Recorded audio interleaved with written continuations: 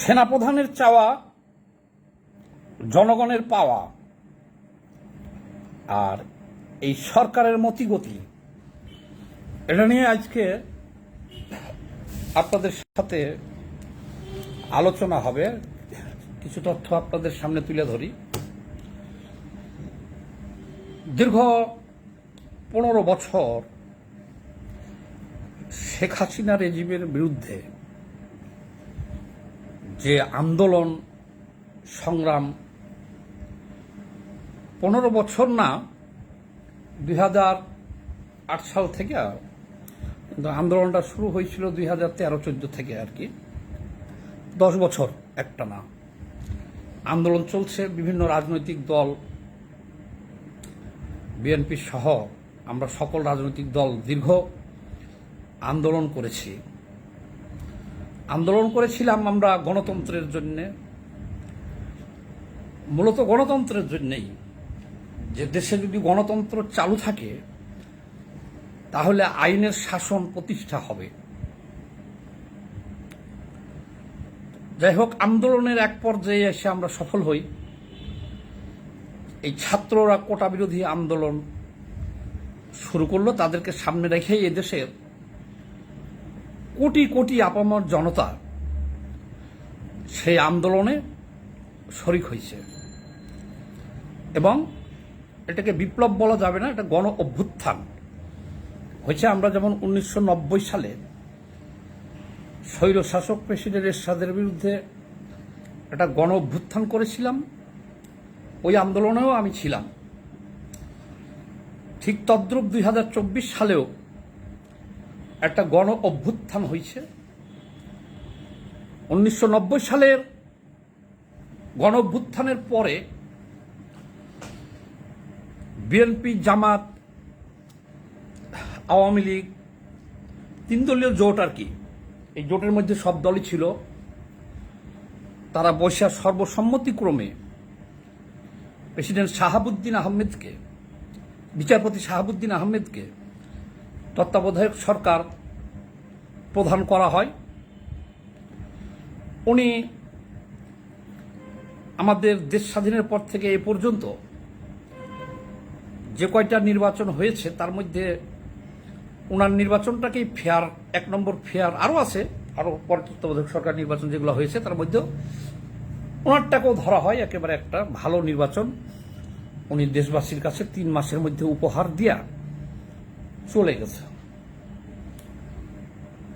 তখন দেশবাসীকে বেশি আতঙ্কিত থাকতে হয় নাই বা গণতন্ত্রের জন্য অপেক্ষা করতে হয় নাই। 3 মাসের মধ্যেই জনগণ একটা দেশে একটা রাজনৈতিক সরকার, গণতান্ত্রিক সরকার পাইছিল। ঠিক অনুরূপভাবে 1990-এর পর থেকে দীর্ঘ পরিক্রমায় 2007 সালে একটা অন-11 আসছিল। সে সময়তে অন-11-এ ক্ষমতাটা ছিল সেনাবাহিনীর হাতে প্রায় 2 বছর। সেই কারণে ওই 2 বছর দেশে কোনো মব জাস্টিস ছিল না। আর যাই হোক, দেশে আইন শৃঙ্খলা পরিস্থিতির অবনতি ছিল না এবং অন-11-কে দেশের জনগণ স্বাগত জানিয়েছিল। তারপরে এক সময় তারা বিতর্কিত হয়ে গেল। সেটা না হয় আরেকদিন আরেকটা ভিডিওতে আলোচনা করব। এই গেল 2007, 2090, তারপর 2007। 2007-এ কিন্তু মানুষ এখন যেরকম এত অস্থির, এখন যেমন মব জাস্টিস চলতেছে, মানুষ আতঙ্কে ভুগতেছে বা নির্বাচন কখন হবে, বিভিন্ন বিষয় নিয়ে মানুষ যেমন এখন ভাগাভাগি করতেছে, 2090-এ এরকম ভাবতে হয় নাই। আর 2007 সালেও মানুষের একটা আতঙ্ক ছিল না যে সেনাবাহিনী ক্ষমতায় আছে, এই কারণে। কিন্তু 2024-এর 5ই আগস্ট শেখ হাসিনা সরকারের যখন পতন হইল, তখন প্রথম এই সেনাপ্রধানই আমাদেরকে জানালেন যে মাননীয় প্রধানমন্ত্রী শেখ হাসিনা পদত্যাগ করেছেন এবং উনি দেশ ত্যাগ করেছেন, আপনারা শান্ত হন। আমি আপনাদের সব দায়িত্ব নিলাম, এ কথাটা উনি বলেছিলেন দেশবাসীর উদ্দেশ্যে, যে আমি আপনাদের সব দায়িত্ব নিলাম। আচ্ছা, নেওয়ার পরে উনি কিন্তু ইচ্ছা করলে পারে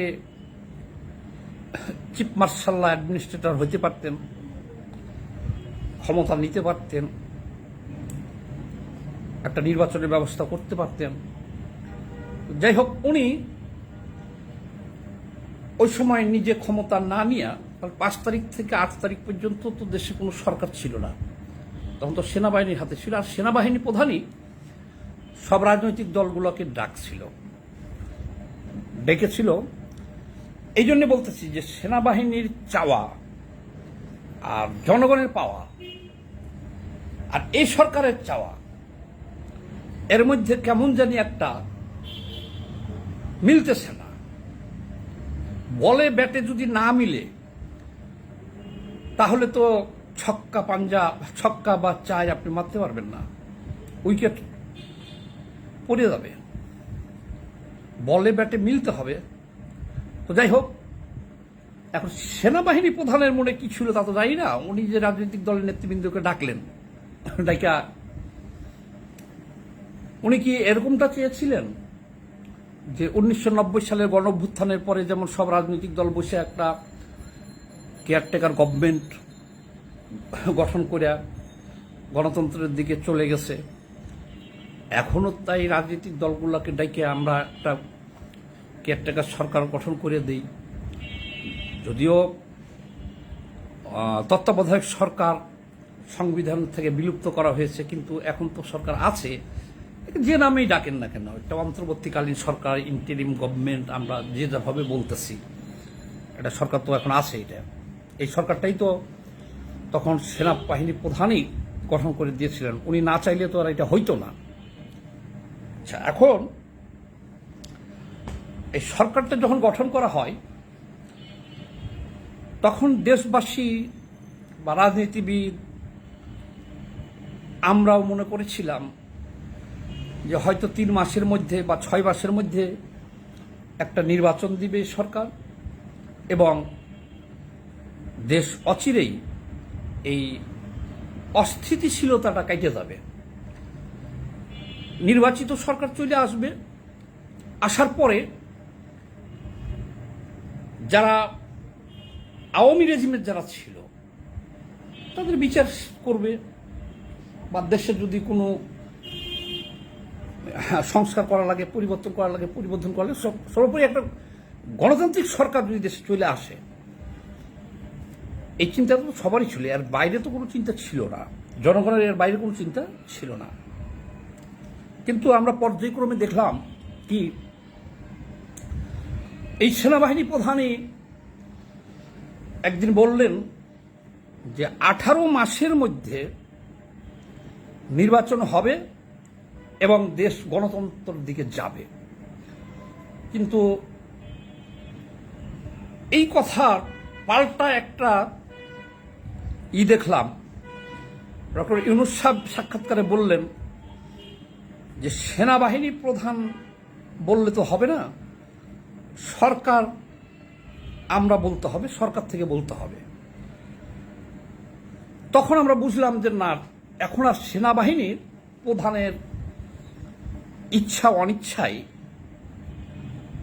নির্বাচন হবে না, নির্বাচন কাজ হবে না।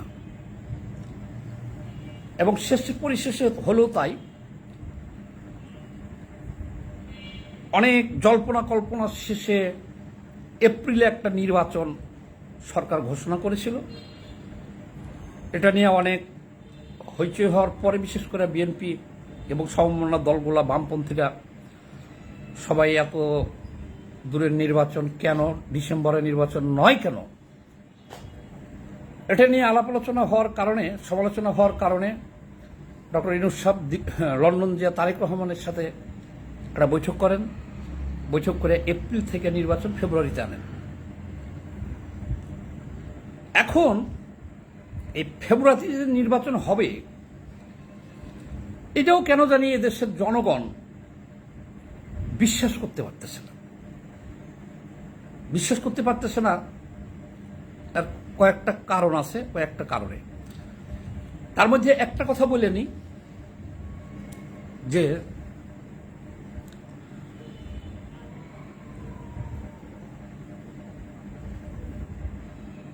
এই সরকারের একমাত্র ডক্টর ইউনূস ছাড়া আর বাকি যে যাদেরকে নেওয়া হয়েছে, এই সরকারে যারা আছে, দেশবাসী ইনাদেরকে চিনে না।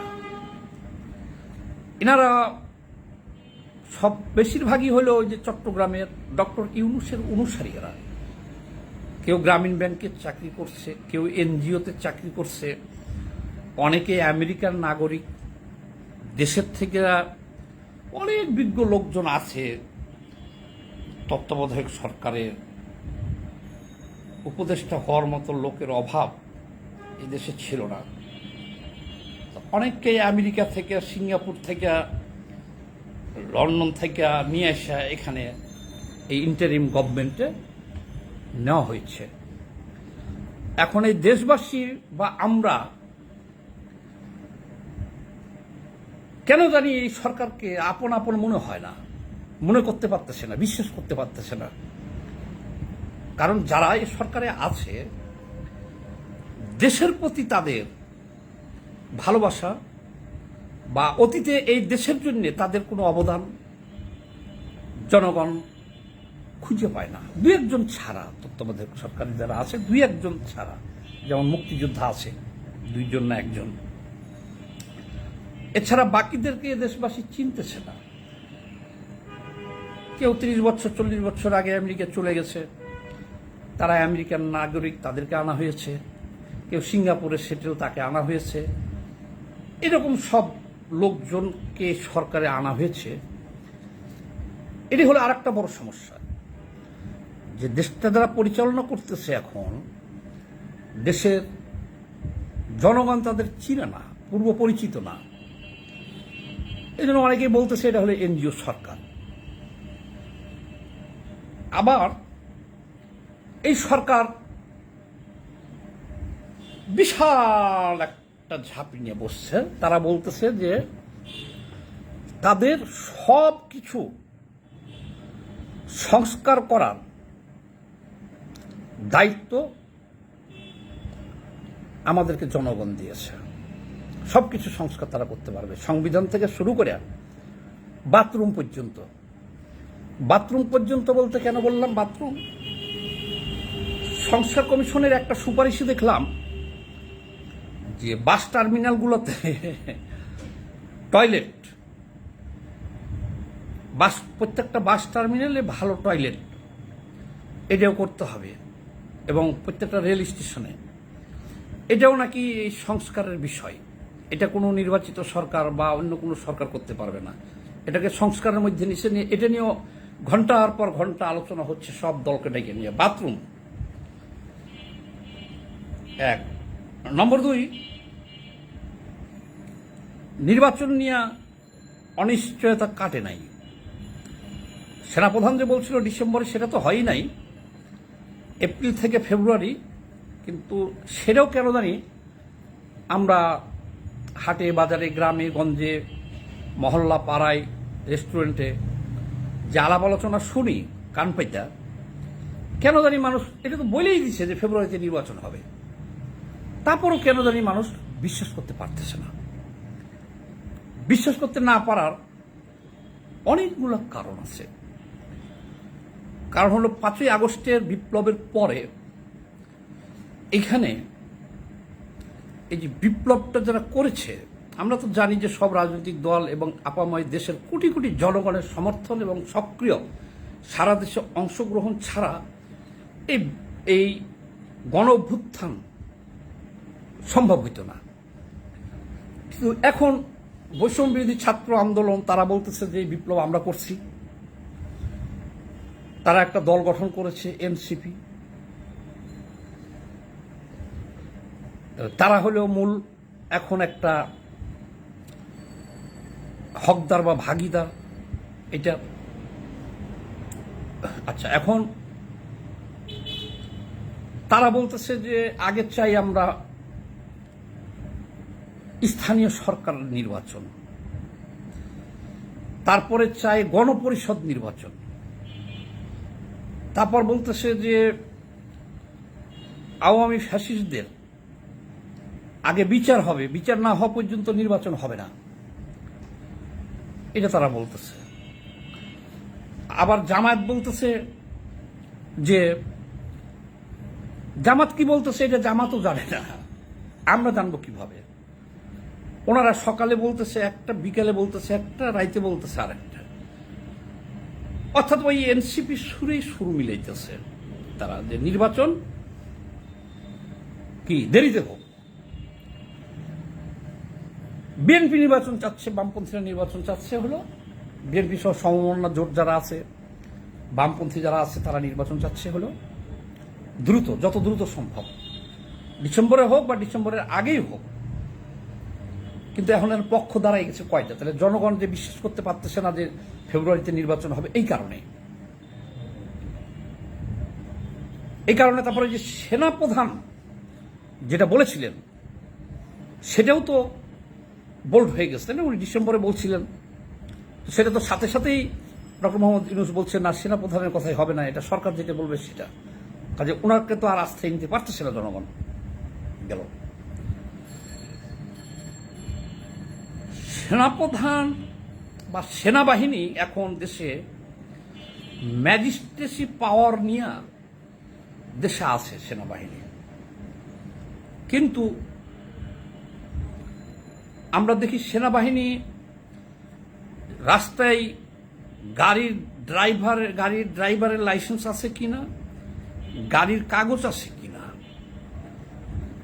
এই ট্রাফিকের বা এই চেকপোস্টের দায়িত্ব পালন ছাড়া আর কোনো দায়িত্ব পালন করতে আমরা সক্রিয়ভাবে দেখি না। সেনাবাহিনী ম্যাজিস্ট্রেসি পাওয়ার নিয়ে এখন ফিল্ডে আছে, কাজ করতেছে। আর এই কারণে কিন্তু সরকারের হাজার হাজার কোটি টাকা ব্যয় হইতেছে তাদের পিছনে। কেন? সেনাবাহিনী যখন ক্যান্টনমেন্ট থেকে বাইরে এসে সারা দেশে তারা কাজ করতেছে না, তাদের আলাদা একটা ভাতা দিতে হয়, সেটা বহন করতে হচ্ছে জনগণকে। কিন্তু দেখা যেতেছে যে তাদের সামনেই মব চলতেছে সারা দেশে তৌহিদি জনতার একটা শাসন কায়েম হয়ে গেছে। আমরা যারা 15 বছর ধরে আন্দোলন করেছি, বিভিন্ন রাজনৈতিক দল আন্দোলন করেছি, এখন কোত্থেকে তৌহিদি জনতার উদ্ভব হইয়া, তাদের হয়তো কেউ কেউ এই আন্দোলনে ছিল, কিন্তু এখন একেবারে মূল নায়ক ওই আন্দোলনের তারাই। যেমন কিছু তৌহিদি জনতা এক হইয়া, পুরান কথা কি বলবো, সবাই জানেন, তাও একটু করে বলি, ওই প্রথম আলোর সামনে গরু জবাই করা, ডেইলি স্টারের সামনে গরু জবাই করা, শাহবাগে গরু জবাই করে জিয়াফত করা, ওই স্বয়ং সেনাবাহিনীর গায়ের উপর দিয়া বুলডোজার চালাই দিতে বলতেছে। আবার আপনারা দেখেছেন যে ক্যান্টনমেন্ট ঘুরে দিতে চাইতেছে। এরা কারা? এর জন্য সেনাবাহিনীর প্রসঙ্গটা আমি আনলাম, যে সেনাবাহিনীর যে চাওয়া ছিল সেনাপ্রধানের, সেটা কি পূরণ হয়েছে? জনগণ যেটা চাইতেছিল যে শেখ হাসিনার 15 বছরের স্বৈর শাসনের অবসান হয়েছে, তাদের পতন হয়েছে, আমরা হয়তো 2-3 মাস মধ্যে বা 6 মাসের মধ্যে একটা দেশের নির্বাচন পাব, সেটা কি পূরণ হয়েছে? সেটাও কিন্তু হয় নাই। এখন সারা দেশে তৌহিদি জনতার রাজত্ব চলতেছে এবং জনগণ, সবচেয়ে বেশি কথা হলো, নিরাপত্তাহীনতায় ভুগতেছে। আমরাও কিন্তু চাই যে শেখ হাসিনার আমলে যারা অপরাধ করছে এদের বিচার হোক, এটা চাই। সন্দেহ আরো দানা বাঁধছে কি কারণে? এই সরকার আসছে, নির্বাচন দিব, একটা গণতান্ত্রিক সরকার হাতে ক্ষমতা দিয়ে চলে যাব, এটা চাওয়া পাওয়া ছিল আমাদের দেশে রাজনীতিবিদদের এবং জনগণের চাওয়া পাওয়া ছিল। কিন্তু সরকার তো এখানে অনেক বিশাল বড় প্রজেক্ট নিয়ে বসছে, যেমন গ্রামীণ ব্যাংকের প্রজেক্ট সারা বিশ্বব্যাপী নিয়ে যাচ্ছে। এখন এই বাংলাদেশের এই নির্বাচনের এই বিষয়টা তো সারা বিশ্বব্যাপী ছড়াই দিতেছে। কিভাবে? এই সরকার বলতেছে যে চট্টগ্রাম বন্দর দিয়ে দিতে হবে বিশ্বের সেরা কোম্পানির, আমরা দিয়ে দেব। এই সরকার আসার পরে আমাদের দেশবাসীকে সেন্ট মার্টিনে যাওয়া বন্ধ করে দিয়েছে। ওনাদের এত দরদ, 54 বছর ধরে আমরা সেন্ট মার্টিনে যাইতেছি, আমাদের সেন্ট মার্টিন ধ্বংস হইল না। ওনারা থাকবো 3 মাস বা 6 মাস, আমাদের চাওয়া ছিল জনগণের। ওনারা এসে আগে সেন্ট মার্টিন বন্ধ করছে, রক্ষা করছে। আবার অনেকেই আবার বলতেছে যে না, এটা বন্ধ করছে অন্য কারণে, সেন্ট মার্টিনকে আমেরিকাকে দিয়ে ঘাঁটি করতে। গুজব হইতে পারে। তারপরে বলতেছে একটা করিডোর দিব আমরা মায়ানমার, সেটা আমি একটা ভিডিওতে আলোচনা করেছি বিস্তারিত, আজকাল বিস্তারিত ওইদিকে যাব না। একটা করিডোর দেওয়া হবে মায়ানমারে। তাহলে এই সরকারের এই যে কাজ, তার সাথে তো হাতে নিচে মহা একটা সংস্কার নিচে না নিচে। আবার এটার সাথে আরো কিছু যোগ করে দিই, যেমন ডক্টর ইউনূস সাহেব নিজে ক্ষমতায় আসার পরে ওনার গ্রামীণ ব্যাংকের অনেক সুযোগ সুবিধা দিছে, স্টারলিং ব্যবসা আসছে, উনি আদম ব্যবসার লাইসেন্স নিয়েছে, উনি 666 কোটি টাকা মাফ করাইছে। আবার গ্রামীণ ব্যাংকের 2029 সাল পর্যন্ত ওনার ট্যাক্স দিতে হবে না, এগুলো মাফ করাইছে। ওনার নামে যত মামলা ছিল ওটি তো শেষ হয়েছেই। মানে এটা একটা দেশবাসী তো সব ফলো করতেছে, দেখতেছে যে কোনো ব্যক্তি ক্ষমতার চেয়ারে বসে নিজে নিজেই নিতেছে এগুলা, এটা কিন্তু দেশবাসী পছন্দ করতেছে না। এগুলো একটা সাইড।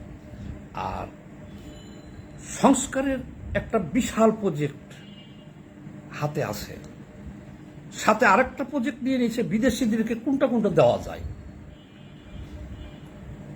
এই সমস্ত কার্যকলাপের কারণে দেশবাসী, উনি বলছে যে ফেব্রুয়ারিতে নির্বাচন দিব, তাও কিন্তু কেউ বিশ্বাস করতেছে না, কেউ বিশ্বাস করতেছে না। আর একটা রেজিম চেঞ্জ হওয়ার পরে জনগণ যে দীর্ঘ টাইমের জন্য একটা আতঙ্কের মধ্যে, অনিশ্চয়তার মধ্যে, দোদুল্যমনতার মধ্যে পড়ে যাইব, এটাও কিন্তু কেউ চিন্তা করে নাই কোন জনগণ। এই জন্যে কেন চিন্তা করে নাই? এখন মানুষ চরম নিরাপত্তাহীনতায় ভুগতেছে। যারা এখন ক্ষমতায় আছে, ক্ষমতায় থাকতে থাকতেই তাদের দুর্নীতির অনেক তথ্য পাওয়া যাইতেছে। কোথাও থেকে 20 কোটির নিচে, কোথাও থেকে 100 কোটির নিচে লুটপাটের চিত্র জনগণ দেখতেছে, পাইতেছে। কেউ কথা বলতে পারতেছে না, এখনই দেখতেছে। আর সবচেয়ে ভালো, জনগণ কোনো কিছুই মনে করতো না, ডক্টর ইউনূসের মতো আন্তর্জাতিক পরিচিত নোবেলজয়ী একজন মানুষ যখন ক্ষমতার চেয়ারে বসছিল, উনি যদি শক্ত হাতে দুষ্টের দমন আর শিষ্টের পালন করে থাকতে পারত, তাইলে কিন্তু এত কথা হইত না। জনগণ তাকে সমর্থন করতো যে ঠিক আছে, নির্বাচন না হয় আরো কিছু পরেই হোক, কিন্তু উনি তো সেটা পারতেছে না। এখন তৌহিদি জনতার হাতে চলে গেছে দেশ। এর জন্য সাধারণ মানুষ এরা হলো আতঙ্কিত। ভিডিও আর বেশি বড় করব না, এটা লাইভটা দীর্ঘায়িত করব না। তাই আমার জানতে বড় ইচ্ছা করে, সেনাপ্রধান যা চাইছিল, ওনার চাওয়াটা কি পূরণ হয়েছে? কারণ ওনার মনের কথা তো আমরা বলতে পারি না, তবে অনুমান করলাম যে উনি নিজে যেহেতু ক্ষমতা নাই, উনি হয়তো 90 সালের মতোই সব রাজনৈতিক দল মিলে একটা তত্ত্বাবধায়ক সরকার গঠন করে এরা গণতন্ত্রে ফিরে যাক এই সুযোগ করে দিয়েছিলেন। কারণ উনি না দিলে তো আর ডক্টর ইউনূস সাহেব আসতে পারতো না এখানে। তাই এখন জিজ্ঞাসা যে ওনার চাওয়া সাথে পাওয়ার কি মিল আছে? এটা ওনার উপরে ছেড়ে দিলাম। কিন্তু জনগণের চাওয়া সাথে পাওয়ার কোনো মিল নাই। জনগণ আতঙ্কিত। এই সরকারের 10 মাসে সুইস ব্যাংকে বাংলাদেশিদের টাকা 33% বাড়ছে। বিভিন্ন সব জাতীয় পত্র পত্রিকার রিপোর্ট এটা। বিগত সরকারের আমলে 5 বছরে যা পাচার হয়েছে টাকা সুইস ব্যাংকে বাংলাদেশিদের, এই সরকারের আমলে 10 মাসে সেই পরিমাণ কি তার চাইতে বেশি টাকা পাচার হয়েছে। 33% টাকা বাড়ছে সুইস ব্যাংকে বাংলাদেশিদের। তো সব মিলিয়া জনগণের চাওয়া আর পাওয়া বহুত ফারাক। আর একটা হেডলাইন দিছি কি, সরকারের মতিগতি। হ্যাঁ, এখন সরকারের মতিগতিও জনগণ বুঝে না, যে ওনারা কি বলবেন, কি বলছেন আর কি করছেন। তো যাই হোক, এই ভিডিওটা আর বেশি লম্বা করব না। আজকে অসময়ে অবসর ছিলাম, কিছু কথা বললাম, বেশ অনেকক্ষণই অনলাইনে কথা বললাম। কেন কয়েকজন দেখতেছেন আমাকে, অভিষেক রায় ভাই অভি আছেন, সোহাগী আক্তার আমাকে দেখছেন, হেদায়তুল বাড়ি আমাকে দেখছেন, আনিসুর রহমান মিথু আছেন, আর মিনাল ঢালি তো আমার এক ভক্ত ভাই, ওনাকে সবসময় দেখি, আমি সবসময় পাই। আর আরেকজনকে দেখতেছি নিচে, অনেক বড় নাম, এটা পড়াও তো কঠিন, পিপুল সাইড পার্টি। ভাই নামটা আর একটু সহজ করেন, করে লেখেন, তাহলে না মানুষ এটা পড়তে পারবে, প্রচার হবে। আমি নিজেই তো এটা পড়তে পারতেছি না। তো যাই হোক, তারপর ধন্যবাদ সবাইকে, ভালো থাকবেন।